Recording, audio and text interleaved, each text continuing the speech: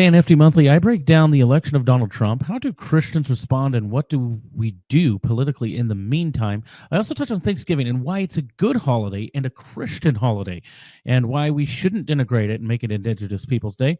I'm sure that'll go over well. And also, give where you live. How can you help Free Thinking Ministries continue? We need your help, and we think that you can be a big part of that. That and more on FT Monthly.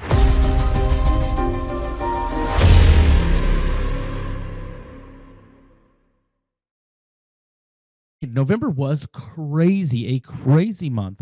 It's been super busy, but we're back to it. It's December. It is time for Christmas. It is time to get together and get our holidays going. I had a van breakdown. Had to get a new van. It was such a thing. And then Thanksgiving happens. We're going to talk about more of that here in a little bit. But also, Tim and I and a friend of ours, somebody who's kind of new to the free thinking team named Thomas Muller, we were able to go to ETS/EPS in San Diego this month as well.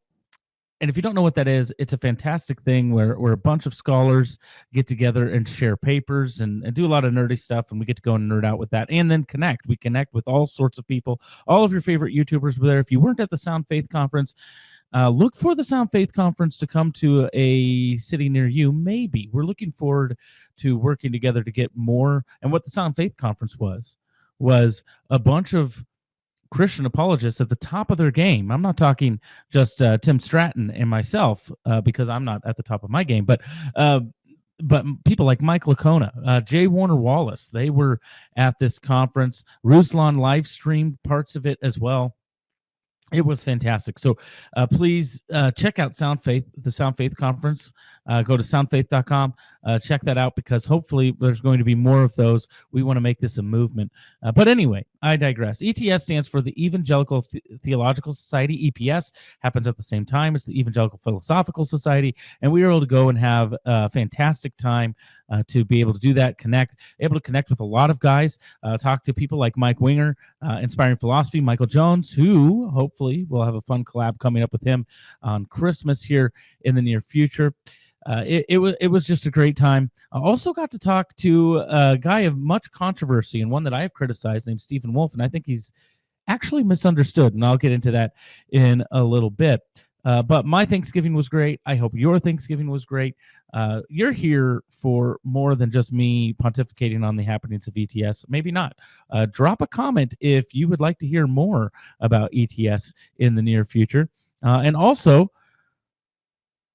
consider Meat Ammo. Consider Meat Ammo for this holiday season. Meat Ammo is a sponsor of this show, and you might need ammunition to be able to destroy arguments that come against the knowledge of God. And for that, Free Thinking Ministries is here for you. But if you need ammunition for quick draw competitions, maybe even just for hunting, for self-protection, whatever it is, Meat Ammo is the place to go. It's locally owned and operated.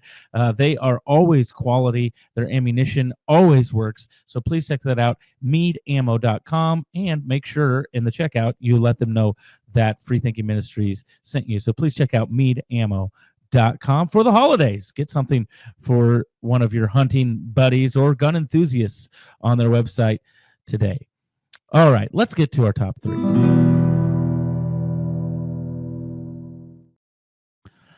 Okay, we're going to have a little bit of a shorter show for you today. There's a lot going on. There's a top three that we need to get to here, but then there's a lot going on with I'll talk about that later. But the first thing I want to talk about today is Thanksgiving. Thanksgiving is a good holiday. It is a great holiday. It is a fantastic holiday. I only love turkey like 3 days a year, and they all happen back to back to back. I think the takes on turkey being a dry, not bland bird are accurate, but I love the tradition. I'm a big tradition guy. Love the tradition. I think that mashed potatoes, I make these garlic cream cheese mashed potatoes. They're fantastic. They're to die for. Love Thanksgiving, but I love the Thanksgiving tradition as well. And this idea that Thanksgiving is now about colonialization and about the destruction and genocide of the Native Americans is just frustrating. It's frustrating because it's not true. It's frustrating because it denigrates what happened on that day to see something come together. Now, were there horrible things that happened to Native Americans? Absolutely, there were. Was there horrible things that happen in places where that military conquest happens over history and time? Always, always, always. But Thanksgiving is actually not about that. We don't know what's going to happen. If you rewind to the first Thanksgiving, which they probably didn't eat turkey there, but I digress. If you rewind to the first Thanksgiving, it is not about genocide or wanting to kill all of the natives. It was actually about survival and about actually giving thanks for surviving and for being able to understand and work out a relationship with the natives here. There's an interesting dynamic that comes with this, because the reason I love Thanksgiving is because the story of Thanksgiving is complex and nuanced, and there's immoral things that happen, but then there's good that comes out of them. And it's kind of what God tends to do. And so one of the things that the Spanish used to do is they actually used to kidnap or buy Indian slaves and then convert them to Christianity. Now, question, is that a moral thing to do? Is it good to buy a slave, convert them to Christianity, and then release them? Would that be a good thing to do? Well, that if they become believer, I don't know, maybe. So that's something they did.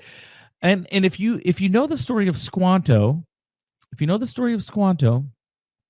you will know that this is what exactly happened to him. This is exactly what happened to him. Squanto and 19 other Indians were kidnapped by Thomas Hunt, an English explorer, and they're sold as slaves in Spain. He was purchased by a Spanish monk who treated him kindly, taught him Christianity, and eventually sent him to England to work in the stables of a man named John Slaney. So Squanto was kidnapped. Squanto was sold into slavery to a monk who bought him and then converted him to Christianity and then released him and sent him to work for a man named John Slaney.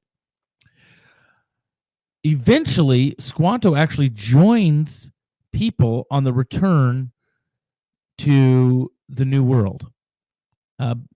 And as he returns, you find out that there was a plague that happened and destroyed a lot of the Native American tribes that were there that he could communicate with. And so in an ability to correspond and work together and actually save lives, Squanto actually mediates this position between the pilgrims, these people that come for new hope and freedom. And remember, at this time, the pilgrims were thinking, we're just going to live here in our own little isolated area, and we're not going to conquer this entire. They didn't even know the breadth of the New World. They just wanted to get out of the place that they were at. And so Squanto actually helps broker not just a peace, but a thriving peace between these two people. And it's a fantastic story. It's a story of God taking evil and using it for good. And I think that is something that should be celebrated during Thanksgiving time, not denigrated. It should be something to see. Look what God can do even in the midst of people's horrible evil.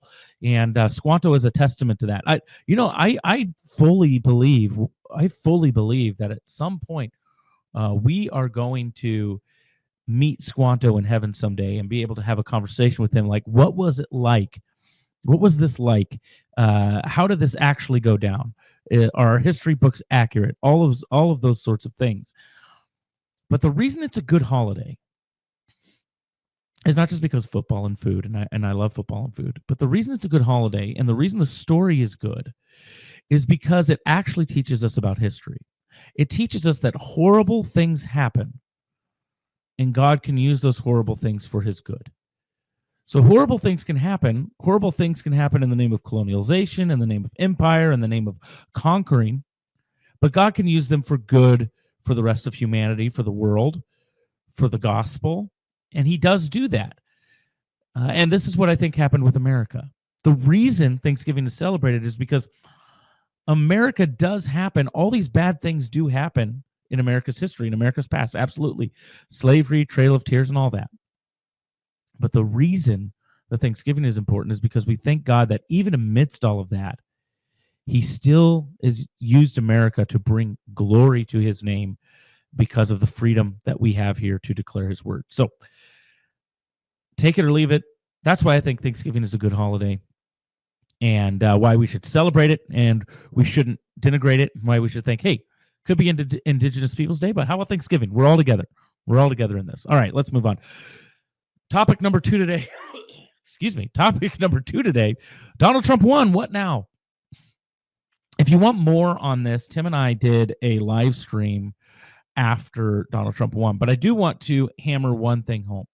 I do not want to be Trump's cheerleader. I don't want to be his cheerleader, but I will praise when things go well, when I think he's doing well, and I will criticize when I think he's doing poorly. And hopefully soon I'll be able to go on a different podcast here in the near future. We'll let you know about that, to talk about Trump's cabinet picks and why I think some of them are good and some of them are not so good. And I think it's important to, as Christians, not be beholden to a fandom or an idol worship when it comes to someone like Donald Trump. We should be able to call balls and strikes always, and we'll seek to do that. But here's what I think Christians ought to do. And this is where we messed up in 2020 and after. Is Christians have to get more involved in their local politics. They have to. They absolutely have to get involved more in their local politics. You have to get involved in your school board politics. You have to get involved in your local, in Nebraska, unicameral, or your Congress. You have to actually get involved. You need, as a Christian, to be involved in public discourse. You can't abdicate it to the left any longer. It has to be something you get involved in. I'm not advocating for compelled Christianity. I'm not even advocating for whatever Christian nationalism. I'm advocating for Christians to care about their communities enough to get involved in local races, in local politics, so that the name of God can be glorified and godlessness doesn't rule the day in your localism. So wherever you live, get involved at that level. If you have kids going to school, get involved at the level. Even if you don't have kids going to school, your taxes are helping.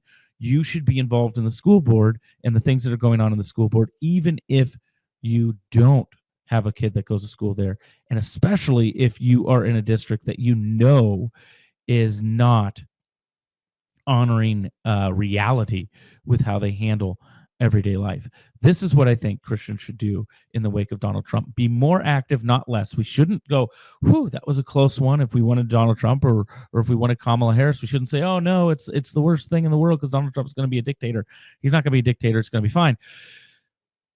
But we shouldn't just relax and say, you know what, whatever. We should actually improve our participation in the public discourse 100%, twofold, tenfold. We should do that. So maybe you might disagree with me. I don't know. Drop a comment below. Do you think Christians have been abdicating responsibility? Do you think they should actually be the ones that invest a little bit more in their time and their efforts in the public discourse? Why or why not? Okay, topic number 3 to talk about. Topic number 3. In light of that, I guess this is kind of an extension of topic number 2. In light of that, politics in the church, how do we balance this?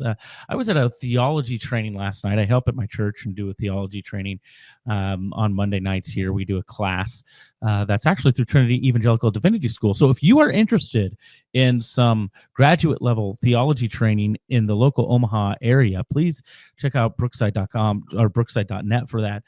They've Trinity Evangelical Divinity School has some opportunities there, but I digress. And the question came up about politics in the church and how do we balance these things? And I thought to myself, I think that it's important to start to parse some of these things out. So the question was asked of me. I help with the class, and one of the things I said is, if you listen to the things that I've said, or if you read the things that I write, this might be a surprise to you, because you might think that I'm this overt Christian nationalist, blah, blah, blah, blah, whatever. But one of the things that I said last night at this class was, politics in the church are intertwined now, and we have to recognize that. And what I want is that the church and Christians to influence our politics, but I don't want the politics to influence the church. So how do we balance this? I want to actually take a look at two specific posts. I'm going to share my screen. Two specific posts here to kind of elucidate what I mean by this. And the first one is from friend of the program, Bill Scott from Ratio Christi. I don't know if you can see that. Let's do it this way. Boom. Maybe we should zoom in a little bit. From Ratio Christi. But here's what Bill Scott says, and I actually really enjoyed this. Now, this isn't, and I don't think this is a meme original to him, but he says this. Now, that is a good edit. If your religion does not influence the public square, then it is powerless to influence culture and doubtfully influencing the lives of its adherents. We serve a Christ who is in and through all things, and all truth is God's truth.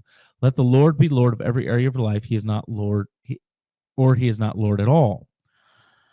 So here's the meme. It says your religion. So it's a church. It says your religion belongs here, and then there's another. If you're listening just on audio, this is not going to make much sense to you. But so there's a picture of a church, and right next to it says your religion belongs here, and then right next to that is a picture of the same church, and then a phrase that says the humanist religion wants you to stay here. So basically, your religion should be private and confined in the walls of a church. And then it has a picture of Washington, D.C. Capitol building. It says not here. The humanist doesn't want your religion to go to the Capitol building. But then it has another picture of the Capitol building, same picture. It says, while they go here. So it's saying that the humanist religion, which I would call progressivism, wants control over Congress, doesn't want you involved in Congress. And then it has a picture of a high school. Not here. That's not where they want your religion. But they are also going to be there and here. So basically it says, if you read it kind of vertically left to right, it says your religion belongs here in the church, not here in the Capitol building, not here in the high school building. The humanist religion wants you to stay here in the church while they go to the Capitol building, while they go to the high school. Now, I want to juxtapose that with another, a more national version of this. It's slightly different, and it's the reason I want to highlight these two things is because this elucidates my point 100% why we don't want politics to influence the church, but we do want the church to influence politics. So let's take a look at this. John Rich, man on Twitter. I don't know much about him, but if you haven't heard, Joe Biden pardoned his son Hunter. But he says this, and this is 1.9 million views right now on X. He says Joe Biden just pardoned Hunter, but Jesus won't. Joe Biden just pardoned Hunter, but Jesus won't. Why do I show you these two things? Because in one sense, Bill Scott is right. The humanist religion wants us to stay out of the public square so that they can control the moral framework and try to bend reality to their own shaping. And they think it's fine for you to worship God as long as you do it privately and it doesn't influence any of the public at all. And that's what I'm saying is the church can't fall prey to that. We have to be involved in the public square. We have to be involved in how schools run, in how our government operates. We have to be involved in lawmaking. We have to be involved in the moral direction of our society. So in that sense, the church must be intimately involved with politics to push a God-honoring culture from the top down. Now, again, not to force people to worship, but a God-honoring culture. Christians ought to desire that. But the second one, when someone says, hey, Joe Biden pardoned his son Hunter, and I can get into that if at some point if people want to. I think it was a slimy thing to do. But when he says Joe Biden pardoned Hunter, but Jesus won't, that's an example, though, of politics influencing our religion. And why do I say that? The reason I say that is because Do you see the difference, the subtle difference there? The reason politics is now invading my religion is because now politics has become the main thing. I'm not concerned about Hunter Biden's soul anymore. I'm only concerned that what Biden did was unjust. Two things can be true. Biden could have done an unjust thing by pardoning his son, and we should pray that Hunter Biden would come to a knowledge of Jesus Christ and that Jesus will pardon him if he recognizes Jesus as Lord of his life. And we should be praying for that. We should be excited for that if that happens. Same with Joe Biden. Same with Donald Trump. If you don't like Donald Trump, you should be praying for his salvation. I do. Pray that they would come to a knowledge of Jesus Christ. Pray that they go to church. Pray that they learn what it means to worship the one true God. We shouldn't say these things about Hunter Biden, no matter how disgusting his behavior has been, and it has been disgusting, and I'm not defending Hunter Biden at all. And it is true that if Hunter Biden doesn't come to a saving faith in Jesus Christ, that Jesus won't pardon his sin. But to use that as a political tool, as a political dunk, as a political meme, and I'm as guilty as the next guy of being tempted to do this, is our politics influencing our religion? We want to avoid that. Now, we want to critique the politics with the moral truth of God's word, but we don't want to let our adherence to politics critique our heart for people. So if our desire is for Donald Trump to become president, but we are going to poo-poo everything that he has ever said and done because we just want him to win, then that's our politics influencing our religion and not the other way around. Now, hear me, that I'm not saying that there aren't explanations to some of the things that Trump has done, and there aren't things that the media has taken wildly out of context. There are. They have completely warped a lot of his history to fit around this evil persona that they've made of him. But that does not mean we should defend him. And I haven't done that. You know, people will say I'm a Trumpite, and I'll say, well, you haven't read a lot of what I've wrote about Trump. Like I've excoriated him in a lot of ways because I believe he deserves it, and I don't want my politics to influence my religion, to influence my relationship with Jesus Christ. So I think that would be beneficial for us. All right, let's get on to our main thing.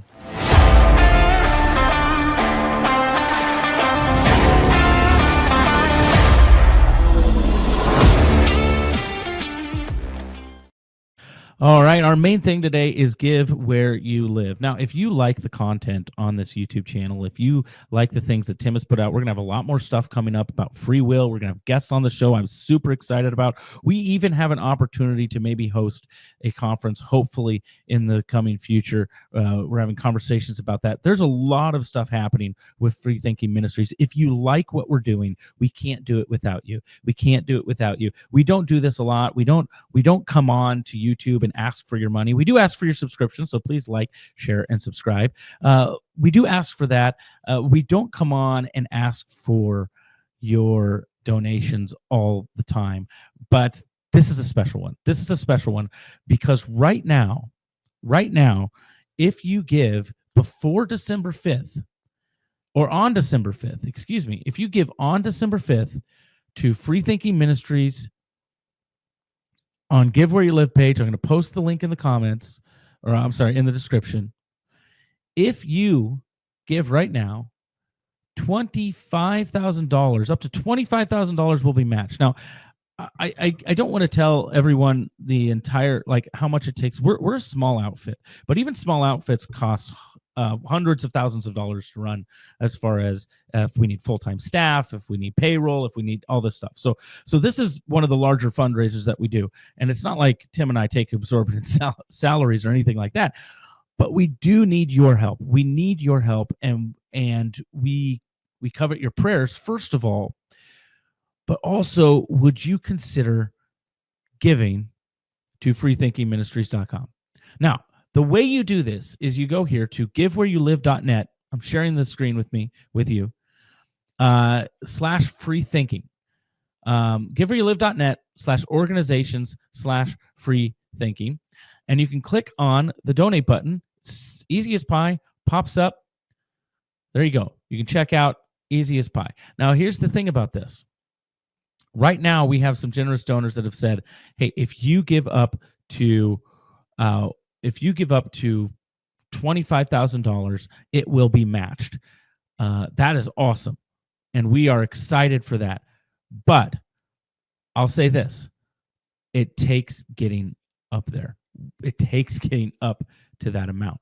So please, please, if you enjoy what we do, if you think Free Thinking Ministries has been beneficial in any way, or would be beneficial in any way, uh, please consider giving and supporting the ministry, because we couldn't do it without you. We can't do it without you. We know that you are the ones you are the ones that make this go.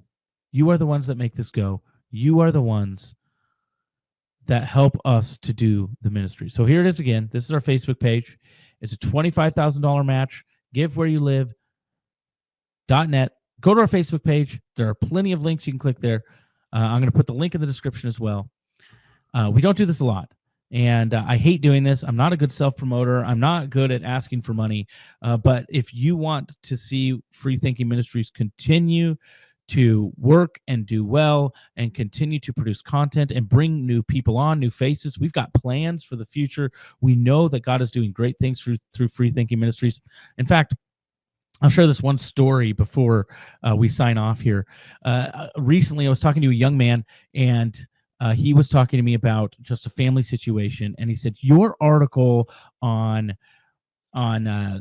your article and your review of the book The Widening of God's Mercy, really, really helped my family work through some stuff." That's the stuff I'm talking about. I had some conversations with some people just about yesterday, just about the difficulty of figuring out science and creation and evolution and Christianity. Do they go hand in hand? And they said, the things that you and Tim talk about help me immensely in my walk to know that I can be intellectually honest and pursue those things, and that those things don't require giving up scripture in my faith.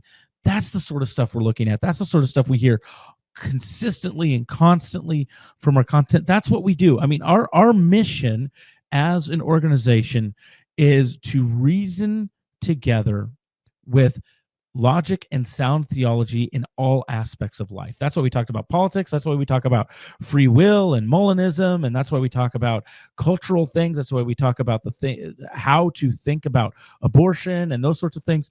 One more story, and then I'll be done. We had a lady recently on Facebook say, "I don't know how to rectify homosexuality and scriptures. I'm hearing a lot of arguments that homosexuality is consistent with the Christian faith."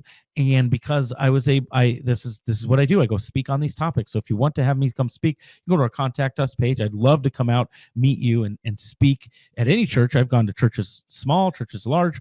Went to a denominational district thing and spoke there to some pastors to train them in some theology concerning these sorts of issues. But she said, "I need help and resources to understand how to refute some of these arguments." And that's what we do. When I was at ETS, people asked, "What do you do?" And I said, basically, I'm an apologist that props up Orthodox Christian thought on cultural issues and topics against progressive theology that is ruining people's faith. I truly believe it's ruining people's faith. I believe it's guiding people away from the light of Christ, and we don't want to do that here at Free Thinking Ministries. We want to guide people towards the law of Christ. So please think about joining us. Please think about subscribing to this channel. Please think about giving, to give where you live if you are able. Link is in the description. If you give $20, it turns into $40. If you give $100, it turns into $100. If you give $20,000, it would turn into $40,000. It's an opportunity of the year. It's Giving Tuesday while I'm recording this. I'm hoping to get this up on Giving Tuesday this afternoon. So please consider please consider partnering with us today. This has been a shorter Free Thinking Monthly episode because we got lots to do and lots to work on, phone calls to make, all those sorts of things. Thank you for sticking around. Thank you for watching. God bless. And as we say here at Free Thinking Ministries, always stay reasonable.